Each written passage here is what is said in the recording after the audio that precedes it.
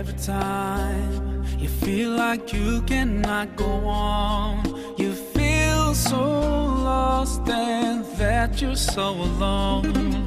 All you see is night and darkness all around. You feel so helpless, you can't see which way to go.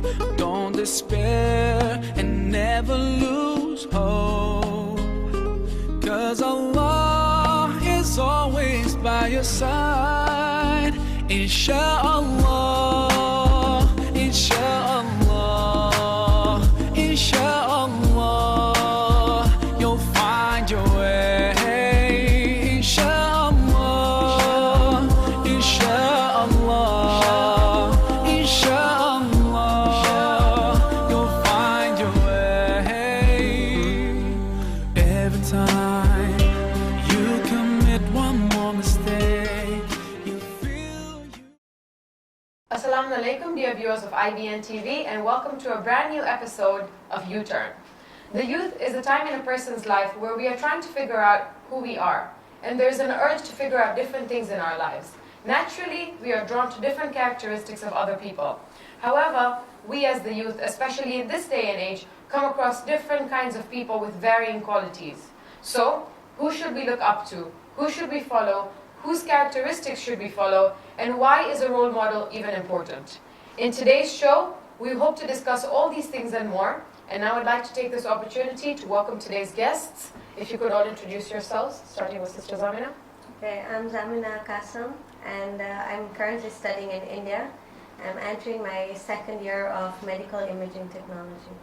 Thank you. Welcome on the show. I'm Syed Kazim Rizvi. I'm currently studying in Iran in my second year. Yes. My name is Zishan Somji. Assalamu alaikum. I am a teacher here at a local school in Al-Muntazir, and I'm pursuing my master's degree in Islamic education. Thank you all very much for coming on the show, and welcome to Uturn. So, as we were discussing in the introduction of the show, that there's a natural urge for people our age, the youth, to look up to different things, to follow different characteristics. And in this day and age, when the youth are susceptible to so many different things, they watch different things, they're always online, they have the internet on their fingertips, on their phones. We are hoping that with this show we can kind of discuss and give them solutions on how to choose a good role model. So before we even start our discussion of what a role model is, let's maybe talk about why it is important to have a role model in your life. So can we get the conversation started with Sister Zamina? Yeah, so what I feel is like currently the way things are running, and people they tend to follow what others are doing. So instead of like our youths following the people around them, and they would tend to follow the fellow youths. And if their company is bad, so obviously you know what you're expecting out of them. Yes. So maybe that's why we need a role model in order to look up to them, so that it drives them to the correct way. Like they do tend to follow people, it's just that we need to drive them to follow the right people. Right kind of people. Yeah? Okay. Brother Zishan, why do you think it's important for someone to have a role model to look up to? It's not important, it's inevitable. There's a vacuum. Children will always look up to somebody. When they're young, they look up to their parents. I was reading a book recently about a study that the Jews conducted in their community, and the first most important impact is that the children look up to is their parents. Second, the school. Third, it is now mass media is what they look up to. So there's definitely going to be a role model for the kids. We just have to make sure that it's the kind of role model that we like them to have. So it's not a question of important, it's inevitable. Would you like to add to that? Yeah, I feel that all of us have a path in life, so we need to know, like someone to look up to know where we're going. And that way, when we know that like this person is in a certain stage in life, we know that after a few years we'll be somewhere there. So it's important to have a role model to know where we're going in life. That's true. Because I was talking to a friend of mine who is pursuing a career in business administration, but she wants to become someone who has an executive position in other companies. which is not something that she's studying at the moment. So she talked to her advisor, and her advisor told her, to Google different companies around the world and to look at women business administration executives and to see what they studied, to see when they studied it in their life, to see if they took any other extra courses, to see what internships they did, to see what exams they took, where they went. So obviously, if you want to excel in life and do something in a path, like you said, you're striving towards the path, it's important to look up to different kinds of people. So we're going to now take this moment to we have a clip for you, and we hope that you enjoy the clip and get something from it.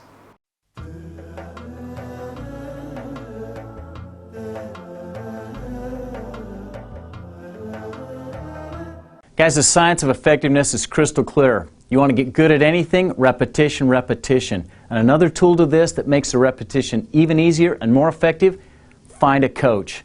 If you take an expert in any field, one of the things that's unique about the expert is that they recognize patterns within that field. They see things that other people simply don't see. Why? Because they've been exposed to it longer. If you find someone who's effective in an area that you want to be effective in, when you talk to them, they know the patterns. They'll be able to tell you about the failure paths. They'll also be able to tell you about the success paths. You'll be able to avoid the bad. You'll be able to accelerate the good. And the interesting thing about it, you approach successful people, almost always they're willing to share with you, even if it's just one simple thought. I've been impressed many, many times by talking to people who are highly effective and asking them, help me to become more effective, and they generously give of their time and knowledge so that I can become more effective. I'm sure you'll find the same thing. So find that mentor, find that coach, and simply ask, hey, can you help me be more effective in this area? Good luck.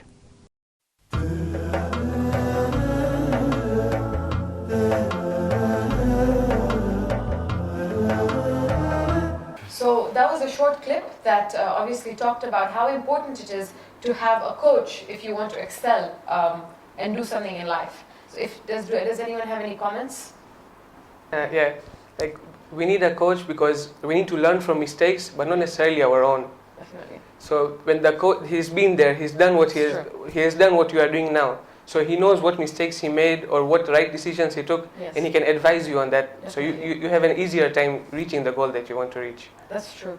Okay, so like Sayyid Kazim said, that what happens is that the coaches, even as the clip mentioned, know and recognize patterns in you. So if you want to learn a sport, say for example football, you will go to a coach and they will train you. The best players in the world have a coach. So the same way, I think it's important that we instill this in ourselves, that if we want to excel in our religion, that if we want to do something in our life, first of all, like you said, it's important to go towards a path, to have a goal, and then once you have that goal, to look for role models and to look for coaches. Now the question is, what kind of coaches should you look for? What are the most important qualities that you should look for when you're looking at a role model? When you're looking for a role model for yourself and for your children and for the people around you?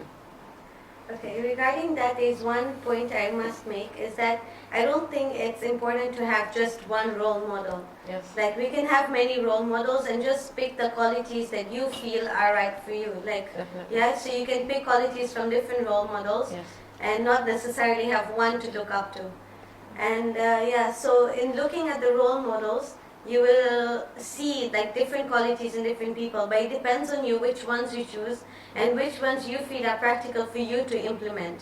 So that way you'll be able to pick the right model for yourself. Definitely. A role model should his or her values should be aligned with the Quran and the Ahadith, because we don't want a role model who gives you advice which goes against the ethics of Islam. Definitely. So if, for example, let's say someone has a role model who is a footballer or a superstar, is that a problem? Do you think that can present a problem? It can present a problem. Let me take you back into Islamic history. Imam Ghazali was a famous Sunni medieval scholar. He was against philosophy. He wrote a book, The Incoherence of Philosophers. What used to happen at this time is that philosophers were polymaths. They were geniuses. What he would be good in philosophy and math and science and geography, like Da Vinci. All right. So Ghazali said, don't study even mathematics with them, because if you do, you'll be so impressed that when he does teach you philosophy, you will follow him. So what Ghazali was saying, that there's a transference. Definitely. You look at a person who's playing football, you admire him. Yes. And then when he goes clubbing, Yes. you tend to Thank you transfer for that and Yes. do, so that Definitely. is a problem. Definitely. But I would also like to say that there's always a tension between different things that you want to do in life. And footballing may be one of the things that you want to do in life. It may not be your ultimate aim, but Yes. it's something that interests you at a certain stage in your Passionate life. about. So we just need to teach the youth that it's fine. He is a role model in football, Yes. and only that. So it's very important. This is a very good point. It's very important to differentiate the two. We have a scroll, as you can see here, and what happens is that this is a student who is studies in Dar es Salaam, and she has written about her role model, who is a superstar, who is a singer and an actress. But what she has written is, as you can see, is that this role model, she takes her as a role model not because of the way she dresses or because of what she does. It's because she has a lot of faith in God. It's because she feels that some Muslims lack that faith in God, and this person has it. But what happens is that with this same student, you will see characteristics that are similar to that to her role model. Say, for example, listening to music or the way the person dresses. So it's inevitable that if you follow a role model that is away from the line of Ahlul Bayt and the Hadith and the Quran, there's a tendency that you will want to copy what they are doing. And this is, again, like you said, attention. There's transference. There's transference, and there has to be a differentiation.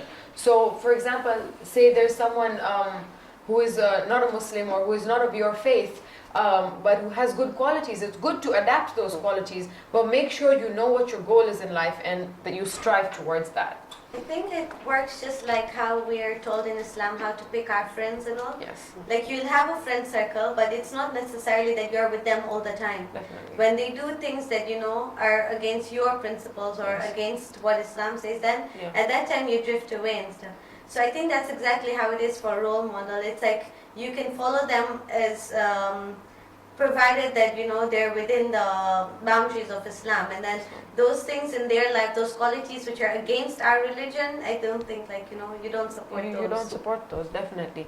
So how do you think we can come to the solution whereby we can help the youth with resources and tell them that, okay, you know what, this is how you should find a role model for yourself? Because we're hoping that through this show we can give them simple solutions where they can, after they watch the show, they can make maybe a phone call and say, you know what, this is what I thought, and this is now what I can do maybe to get a good role model in life. Do you think that there is a lack of role models in our societies? I do. Okay. Do you think that what happens is that, when you look at different school systems, when you look at different syllabi, when you look at different parts of the world, you will see that everybody functions differently.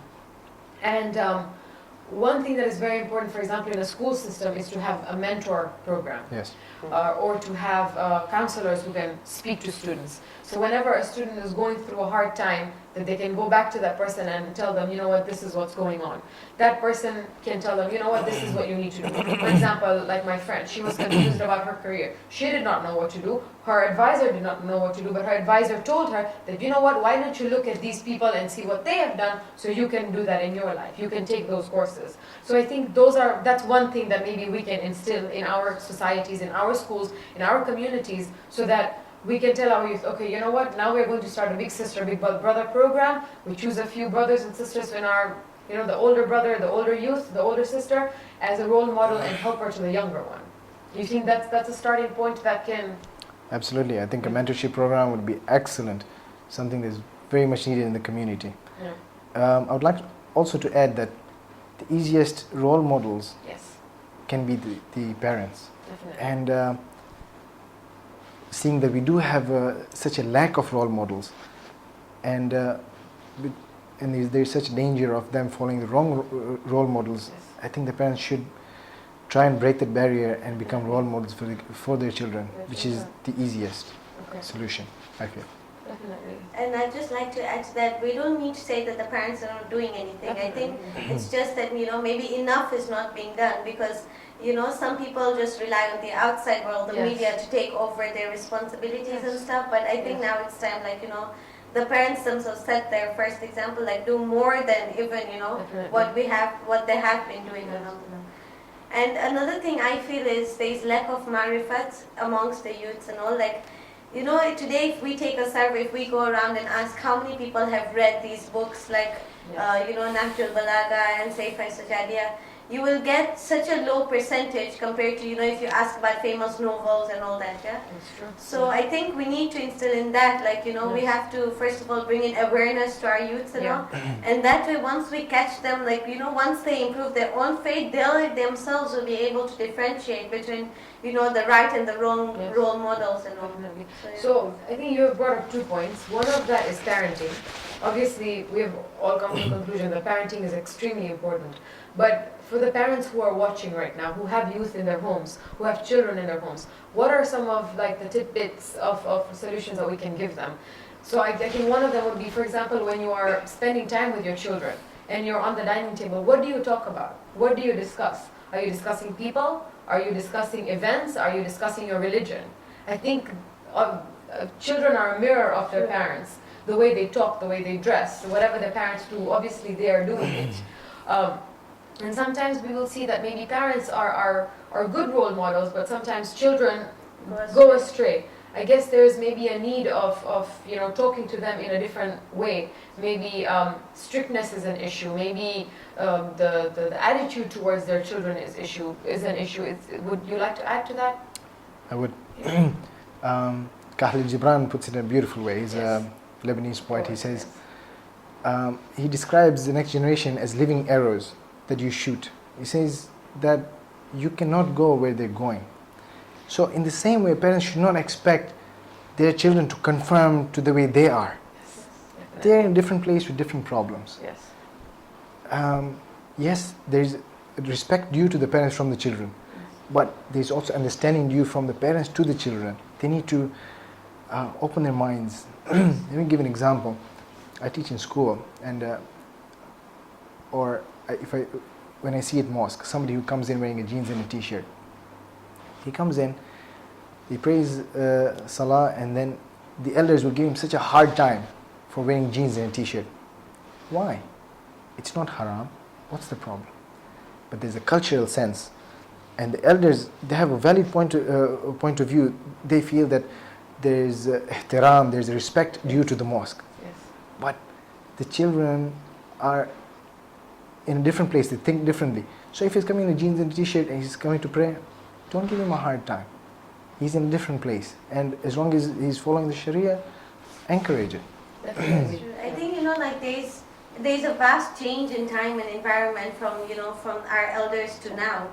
So we have to the elders should also allow the the children to adapt to the circumstances around them right now. That's a valid point. First of all, I really appreciate what you said, that sometimes the youth get a hard time. There's a lot of judgmentalism going on, and I think that pushes them away from the religion instead of bringing them back. I think parents should be more of a guide than a role model, because instead of saying do X, Y, Z, say like if you do X, this and this will happen. If you do Y, this and this will happen. And then let the child make his own decision. Definitely. Because you can't force someone to go a certain way in life. You can just guide him. That's very true. And maybe they can also do it with them. Being friends to their children, that when your child is doing something or you want them to do it with them, so they see that I have company. This problem of superimposing things, imposing things on children is one reason why they're being reluctant to accepting what's the truth and stuff. So Definitely. Just to add to her point, there's authority and authoritarianism. Yes, two different words. Authority is when you build up a moral authority. For example, when you pray, when you fast, you have moral authority. So if you tell your child to fast or pray, there's an authority. Now, the other way is to be an authoritarian, where you tell somebody to fast and to pray, and if you're not doing it yourself, before it used to work. When we were in madrasa, if the teacher would tell us something, I feel we were more pliable than children are now. Definitely. And children are just smarter these days. They ask you a question, everything will be why. If I was to do that in madrasa, there's a good chance I'd be told to shut up. And it worked for us because we were in a different place. Now, you can't tell a child you know, and you have to give him credit for asking those questions. So we should try ourselves to go towards authority and not authoritarianism. Definitely. One point that you brought up earlier was that, for example, some people, if you ask people what they have read, if they've read the Nahjul Balagha, if they have read Sayfa Sajadiya, you will see that there's a lower percentage. If you ask them, have they read Dan Brown's books or Enid Blyton when we were younger, you'll see that there's a higher percentage. We probably followed all those books. But the sad thing is that people who are not of our faith are reading our books more than we are. And because there's so much to get out of it. Another thing is that the same way when you look at the lives of our Imam, Ahlul Bayt alayhimus salam, and you look at the lives of celebrities, very different lives. What you can learn from one and what you can learn from the other are very different things. What you can get out of from them and what you can get out from celebrities is very different. But you still see people going towards the other direction.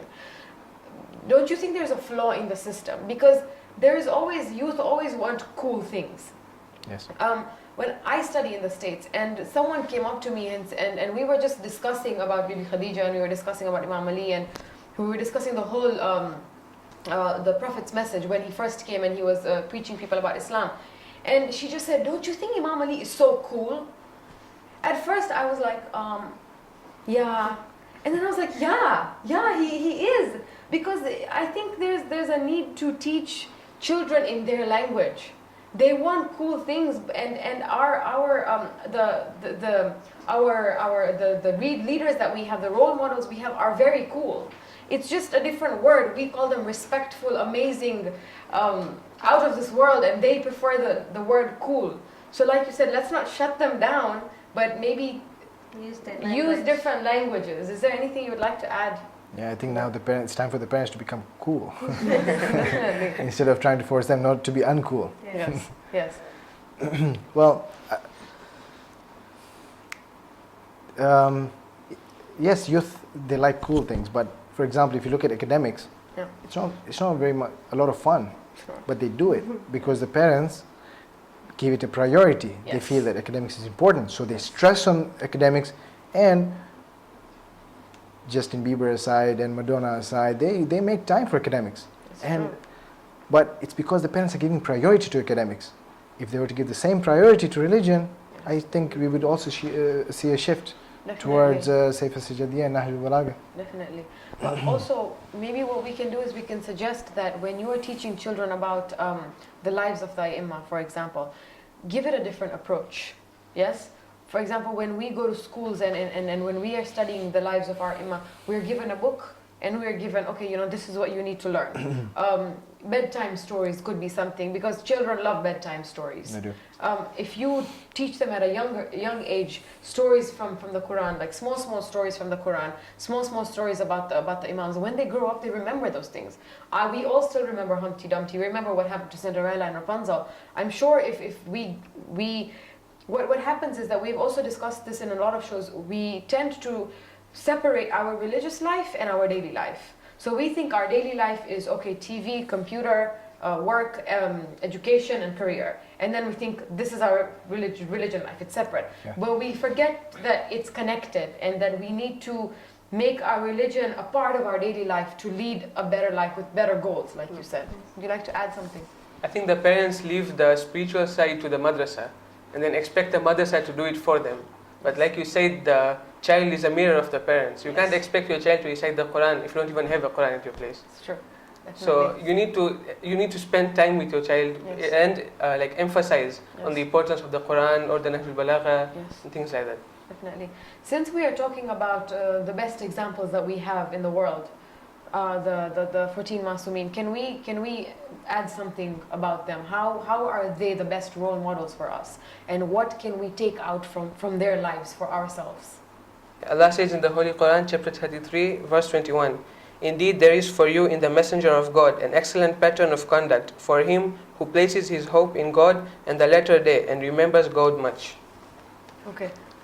So like Allah tells us that in the Prophet we have a role model, we have a guide. Like we should strive to make our life like his, because Allah has sent him for guidance. Yes. He has come here to reform us. like for the reformation of mankind. So he's the perfect example for us. So everything that we do in our life should be according to what the Prophet did and his messenger and his successors, the 12 Imams. Yes, definitely. And whenever we were studying about the 12 Imams, they have different titles. So different Imams are known. Obviously, all of them have similar characteristics. They are both all of them have taqwa, but you will see that they are known for different things. Yes. Some of them are known for their excellence in knowledge. Some of them for their excellence in ibadah. So I think if we can take that into account, and if we can make that a part of our life, inshallah, in a sincere way, then we can hopefully become like them as well. It's very true. I would like to interject here. Seeing as we have such a lack of role models, I don't think we should gender role models. We have examples in Asya bint Muzahim, the wife of the Pharaoh. When God describes her and her piety and her sacrifice that she made to follow a shepherd, Yes. like Nabi Musa, and leaving aside, in those times, even a queen would have a demigod status. And she left all that and she said to God, build me a house near you, exchanging all her earthly materialism for God. And we tend to gender this, leaving Bibi Asya, an example just for women. Yeah. Why? She's an example for all believers. Therefore, we should strive to make them also an example for men as well. Asya, Bibi Maryam as well, Bibi Khadija, Bibi Fatima. So maybe that's another area where we can expand our database of role models. Okay, I think there's two perceptions which the society as a whole, the world as a whole, has gotten wrong. First of all, when we come to see of one thing is like today's youths feel that they need those practical examples, those day-to-day people examples. They feel like, okay, the Imams, they lived 1,000 years ago and all. So now they're looking for, more current examples. And in this process, they tend to pick up, the wrong examples. Like they tend to pick up those celebrities and, they tend to pick those examples which are not practical for us, which, we require, more of Islam. Yes. So I think one is there, like they fail to see that, the Imams and the lives of the Imams have been implemented by the Ayatullahs, and, we can take them as examples and all. And also another thing is that we have this misconception that, like the prophets and their whole life was just about doing religion and reading Quran and this. It's not that, it's just that they've done so many social things. We know of it. They've done so much outside things. Like, it's just that they've found Islam in everything. Yes, it's not, that they've done everything that is, Yeah. being told like Islam. No, Yeah. it's just that whatever outside thing they've done, they have found religion in it. That's an excellent point. Yes. I think maybe that's how we can when we are learning about the prophets, maybe what we can do is we can teach children, this is how the Prophet loved his grandchildren. We were always told a story of when the Holy Prophet ﷺ was praying and Imam Hussein sat on his back. When you tell a child that story, you'll see that child will smile, because he's or she has probably done that to his father. So to give them these kind of informations and to present the Imams and the Prophets as people rather than beings who, they are beings who cannot be reached, definitely. But for children and for youth to tell them, look, this is how they led their life. They did whatever you did. They were leaders, they were brothers, they were sisters, they were mothers, they were fathers. This is how you can implement their qualities in your life in a more practical way. If we start with that, maybe that's when we will appreciate the extraordinary that is in them, inshallah. And we asked people, who is your role model? Is it a celebrity, or is it someone from your religion? And we have gotten varying results. So let's hope that we can share that with the viewers, and maybe they can see what's going on in the community.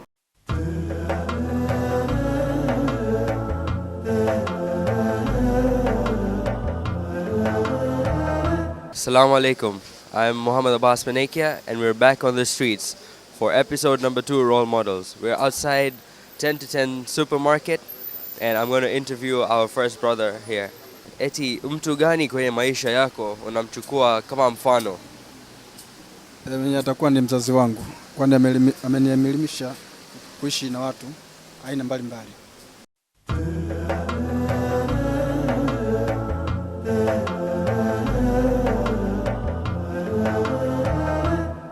Ni mama yangu ambaye aliyenizaa. Na kwa nini mama yako? Yeye ni mtu aliyenizaa ambaye ameweza kunilea kufikia mpaka kama hivi nilivyofikia, kuwa na akili ya kuweza kuishi kimaisha na kuweza kuongoza familia yangu kufikia hivi leo.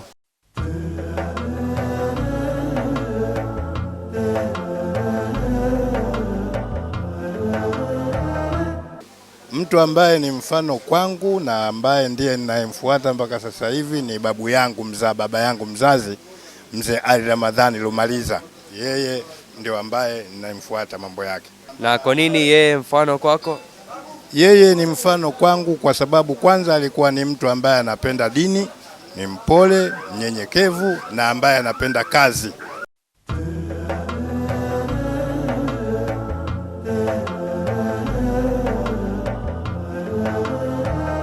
Welcome back to Uturn. And before the break, we were talking about how we are supposed to take the Aima as our role models. What happens is that the way in which we are connected to these personalities is through their birth dates or through their wafat. On LinkedIn, you can connect to different networks, you can connect to different people. On Twitter, you can follow different people, you can follow celebrities. On Facebook, you can friend a lot of people. But we fail to realize that these personalities can also be our friends. We fail to realize that we also need to connect to them, that we also need to follow them, that we need to find and research things in their lives so that we can implement it, like you said. Would you like to add something to that? Well, especially in relation to the 12th Imam. Okay. When you speak about Facebook and LinkedIn, you look towards technology, you look towards the internet to find these things. God has put a similar system. What we need to do is we need to look inwards. Yes. We have a natural disposition which calls out. There's a research I read recently which is called it that we have the God gene, and in the Quran God tells us that when you're out in the ocean and a storm comes, Yes. who do you call out to? And we see even an atheist, Yes. when he's in trouble, tends to call out. Who are you calling out to?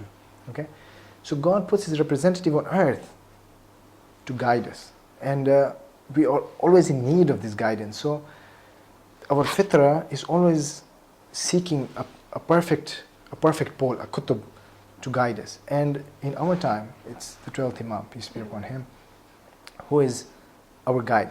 Though we may not see him, there's a hadith which talks about that he benefits us. He is like the sun which is hidden behind a cloud. Yes. We don't see it, but it still benefits the earth. The plants grow from it, we get heat from it. So in a similar way, this focus on empiricism, being able to see and touch everything, we need to get away from that and look towards our fitra. And whenever we need guidance, God has said that call upon me and I will answer you, and He'll answer us through our Imam of the time. Would you like to add to that? Yeah. Allah says that there will never be a time on this earth when there will be no guide for us. So the guide is there so that He can guide us. It's just that we are not ready to accept the guidance. Yes. We need to work on ourselves so that we can see through the clouds to the sun, and we can benefit more from Him. We need to work on ourselves so that we can benefit from the Imam more. There is also that you need to know yourself first before you can know your God. Yes. Yeah, I think where the problem lies is in our belief, in our faith. It's if the Imam himself has said that, yes, I am there to help you, and I know what you're going through, and the Imam has said that I'm praying whilst you're sinning, and I'm still there for you, and He's there. Like, it's just that we fail to believe in Him, that He is there, because if our faith in Him is not so strong that we do not tend to accept to ourselves that yes, He's there, then it's not that we cannot confess that we don't have anyone to help us, because He is there. Definitely. So it's our inside self that we have to improve. Definitely. So I think we've come to consensus that obviously in our time in our lives, the two of the Imam is the person who we call out to, because like you said, Allah said that He will never leave this earth without a guide. And so currently we have a guide, even though us other people they beg to differ, but we feel that our guide is there and He's there. So how can we be more connected to Him? That is one problem that I think everybody faces. Sometimes they feel they're more connected to Him, and then there are those times that they feel they're not connected to Him. So what can we do for a connection that is lasting? What solutions do we have for that? I think marifat counts and trust that He will help eventually. Like not having despair Yes. in Imam's help. Do not have despair. Yeah. Always have that hope, Yeah. and you will see that He will come to your aid. Yes. I think I'll just go along with that. Yes. Yeah, it does really make sense if, if we tell ourselves that it's going to happen, yes, Yeah. it will. But Yeah. if you in the beginning lose all hope and say that no, if you just keep it as just a tradition, that Yes. the Imam will help us, but you Yes. don't believe in it, so Yes. whatever happens, you will not accept that yes, it's because Yeah. of the Imam. You'll Yes. say that it just happened. Yeah. Because we tend to rely a lot on our friends, on our family. Is that the kind of, do we rely on the Imam in that way? When we have problems, we call our friend and we talk to them. Maybe we should just call the Imam and talk to him. Just start talking to him when you're having a bad day or even a good day. When you're happy, tell him, you know what, today I'm very happy. Maybe if we start that kind of connection, I think that what happens is that that's not the kind of connection we have with him. Our connection to Imam is, let's read about his life history, let's go to the majlis and listen to what the speaker has to say, and then we go home and then continue with our life. Again, separation. We don't make him our best friend presently. We don't keep him on our favorites or on our direct call list. What's it called? Speed dial. We don't keep it in our speed dial, but he should be in our speed dial. And alhamdulillah, I've come across people who I think call Imam Zaman their best friend, and he is their sole role model. And you can see that whenever they are in any kind of trouble, they have that faith that no matter who leaves them alone, He's going to be there to help them. So inshallah, let's hope that we can call out to Him in that way as well. Is there anything you would like to add at the... I think it's a good point. We make it such a ritual Yes. that we want to read the right du'as, that we never have a conversation with the Imam. And that's what we should do. Yeah. Somebody told me, about a Christian who always has a conversation with God. He just sits and has a conversation with God. So I think our that's conversation is just always dua and Yeah. things that we don't even understand ourselves. which is excellent. Dua is excellent. It's a very high form of balagha. Yes. But there comes a time when you may like to eat caviar, but there's a time you just want to eat bread. So you just have a conversation with the Imam in a very direct way. Directly, inshallah. Let's hope we can all reach that point where we can have a conversation with the Imam of our time, and at the same time have him as our sole role model as well as the Ahlul Bayt and the 14 Masumeen. And this is Sakina Hassanali. You're watching IBN TV. Please tune in next time on our show, Uturn.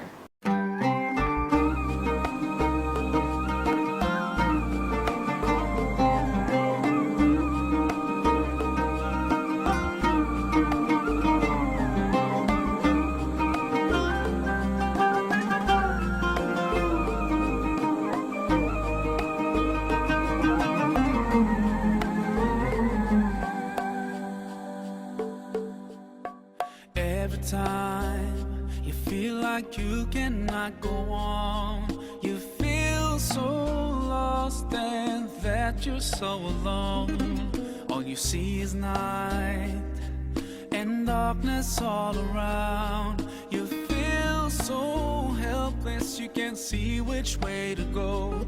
Don't despair and never lose hope, 'cause Allah is always by your side. Insha'Allah, Insha'Allah, Insha'Allah, you'll find your way.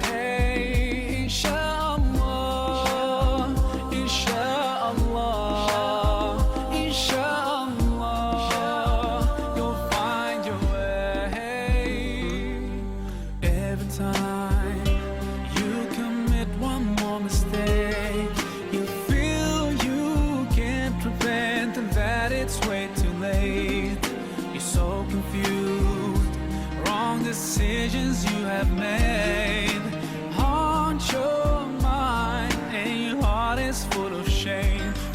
despair.